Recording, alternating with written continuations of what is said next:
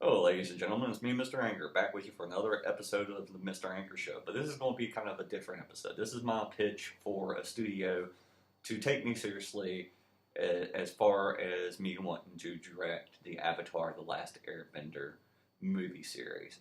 Um, when I'm sitting, I've touched on this just a little bit, but I want to go into specifics here.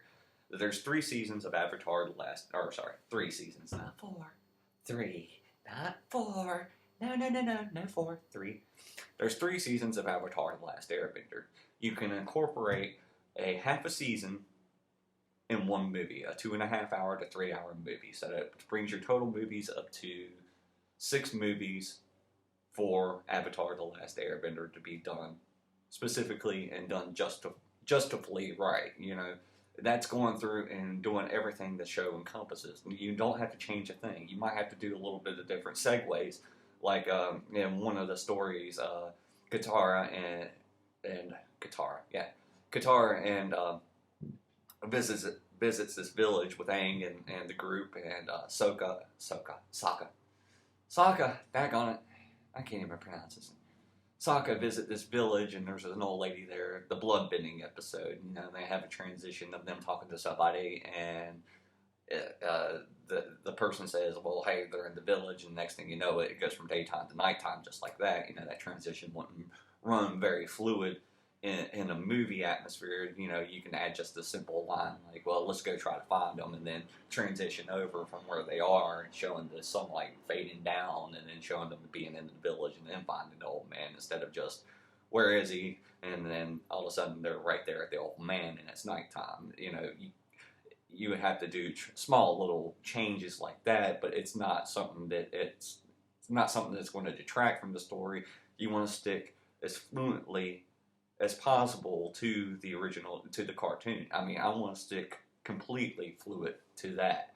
There's 6 major characters in the movie. There's Aang, there's Katara, there's Sokka, daggone it, Toph, Uncle Iroh, and Zuko. Those are your 6 major characters. And like I said, to get audience participation, audience behind it, I would do a public audition. I know people complained about the Asian thing from the Avatar: The Last Airbender, saying that they didn't cast enough Asians. I would try to cast, as much as I could, but then again, I want to fit with when people send me auditions, I'm an equal opportunity employer. If you portray this character better than somebody who's Asian, then I'm going to give you that part. The Asian influence is going to be respected in the fact of the dressing and the particular styles of buildings that would be presented. The music. I would keep the music from the original, and like I said, I'm going to stick strictly by what the show gives us. Just changing, doing segues in between things, because like the show does segues, that work for a TV show because they have commercial breaks, but you have to do, add in little tiny segues every now and then to explain the time differences or the variables of them being here and then all of a sudden there. Because when you go from one commercial break saying, "Oh, we're going to go here," and then all of a sudden you come back from one the commercial break, and you're automatically there, that's not going to work too well in the film. So, I would offer the 6 characters, the main characters, $5 million per movie. That's 6 movies. That's $30 million per person for your 6 major leads. That's $180 million. That's less than a major blockbuster movie puts into their movies. So for one blockbuster movie, you've covered 6. The budget for the main budget cost is going to be in graphics and CGI. CGI is going to have to be crisp, clean, and clear. That's one thing about the Avatar TV series that made a lot of sense. Avatar, the cartoon, it made sure that the animals fit in with the atmosphere, just like we have to make sure that the animals fit in so it doesn't pop out like it did in the first Avatar, where you can clearly tell it's CGI. You'd have to polish it up, make it look nice, make it look realistic. And of course, the bending would have to be CGI as well, since people can actually bend elements. So that's where your main budget's going to go, is right there in the CGI effects.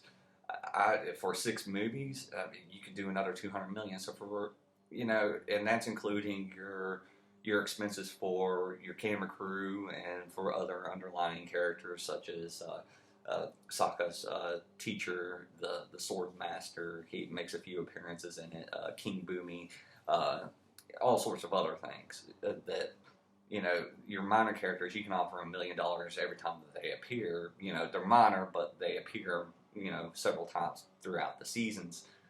You can offer them $1 million per appearance per movie, and get off cheaply, and then have an open-ended contract with the people that actually win the auditions to negotiate with the studios based on box office. How much the box offices bring in, because you're talking about $400 million for a 6 movie deal. That would put less than $100 million per movie. So the studios would ultimately, if you get a good fan base behind it, ultimately profit big time off of this deal for less than about $100 million a piece. But you'd have to film everything consecutively, because there's a lot of times where the Northern Air Temple, you're at the Northern Air Temple, but then you come back to it in another season, and another season you come back to the Northern Water Tribe. They visit it several times. You film everything there. Yeah, and what I want to do is try to keep consistent, and when I film, I want if hey, we're at a location, I want to use as much location as I can instead of studio and CGI effects for locations, because let's say I find a place that will work for the Northern Water Tribe, then I would film everything that I need to film there, instead of just going to film and then doing one movie at a time. That cuts into the cost of traveling back and forth in between the areas. I'm very cost efficient. And people sitting here saying, well, $1 million for a person to play this part, or $5 million. Like I said, I have an open contract saying that they can negotiate with the studio based on the profits of the movie, that they get a percentage of the profits. And then the actors and the managers can hash it out with the studio on how much percentage the studio wants to pay out to the actors for the proceeds that they make at the box office. But to make this legitimately get up off the ground, if the studio wants to do this right, I put open auditions. Have everybody and their brother who wants to try out for a part send in audition reels through on YouTube, and have just nothing. I mean, just sit there and have a team sit there and decide, the top 10 of each character, and then put that out for the audience, for people. Say, okay, here's our top 10 Zuko people that we found represent Zuko the best. So we want you as the audience to vote for the best one, who you think would be the best. Have them create a separate reel, where they come in, you just do a simple scene that doesn't require a lot of special effects, but you get them dressed up, and it's a scene that focuses mainly on their character. Just do a quick 5-minute scene, shoot somewhere, and that would, be their presentation for the people to choose and to decide upon. Would this person make it? And that way the audience, the public, gets to choose who they want to play Zuko, who they want to play Aang, who they want to play Uncle Iroh, who they want to play, Katara or Sokka. Sokka. I get so damn messed up with his name sometimes. Avatar: The Last Airbender is a great story that I think needs to be told, and rightly. And like I said, most of your budget's going to be going into the animals of the world, because animals like that really don't exist, I think, except for the bear. They did have a real bear. I remember they made fun of that in one episode. They were like, is it a platypus bear? Is it this? And they're like, no, it's a bear. It's just a bear. I think that's the only legitimate animal I've seen. But for like Appa, Momo, all those other characters, it's going to have to be really good done CGI and make it look realistic to the world that we present them. And I want to stick adherently to the series. I I want the proper vision to be brought to the big screen. That way, for people who haven't experienced Avatar The Last Airbender as a cartoon, they can go into it and still appreciate the story because the story is so universal. And especially in today's world, where everybody's so focused on everybody's differences, having a story of people who come from different walks of life and have different bending abilities coming together to fight evil, I think is a very prevalent thing in today's time. And I think a studio would be very lucky to get behind this project. And clearly with profits to be made with the way I have things figured out in my head on how to budget this out and to make it the most efficient, costly way for the studio to do while still letting them make profits. And if you sneeze at making $1 million or $5 million per movie, you're fucking insane. I could live off $1 million for the rest of my life. You give me $1 billion right now, I paid off all my debts, I bought me a new house, heck, I can have me a couple new cars with everything that I want in it, and still have about $500,000 left over.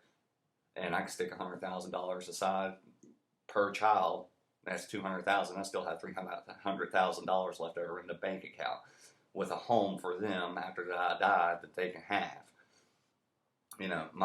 That's one thing I am going to do in my lifetime is before I die, my family, my kids are always going to have a home that they can come to because the world's a tough place and I want them to have that stability.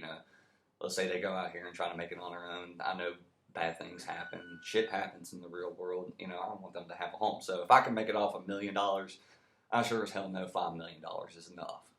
So don't start bitching about how much you pay in actors or whatever. $5 million per movie, it'd be easily done. And we can roll the movies out in a 3-year increment, one every 6 months. If we film everything back to back as we go, like I said, instead of filming one movie, going back and forth in between locations and locations, we just film everything, as we need to. If we're at a place that's supposed to represent the Northern Water Tribe, and we're going to film all the Northern Water Tribe scenes while we're there. If we're at a Fire Nation location that we've chosen for the location, we're going to shoot all the scenes that we need to shoot for being in the Fire Nation, and so on and so forth. This will be to save money. So major studios, please listen to me. I want to do this. I want to bring this to life. I think I could do this the right way. And I want to be meticulous about this. I will be meticulous because I want it presented the right way. And Avatar The Last Airbender, the one that was presented by M. Night Shyamalan, nowhere near the right way. Let me do it the right way. And ladies and gentlemen, you will not regret it. That's my pitch for Avatar The Last Airbender. For me to do it, I would love to do it. I want to do justice to it. I think it's a good story, a good prevalent story about everybody embracing each other's differences and coming together for a common good cause. And I think it's something that we need right now. I'm Mr. Anger. I've ran this a little bit long. If you have any other questions or comments, please let me know in the comment section below. Thank you. Have a great day.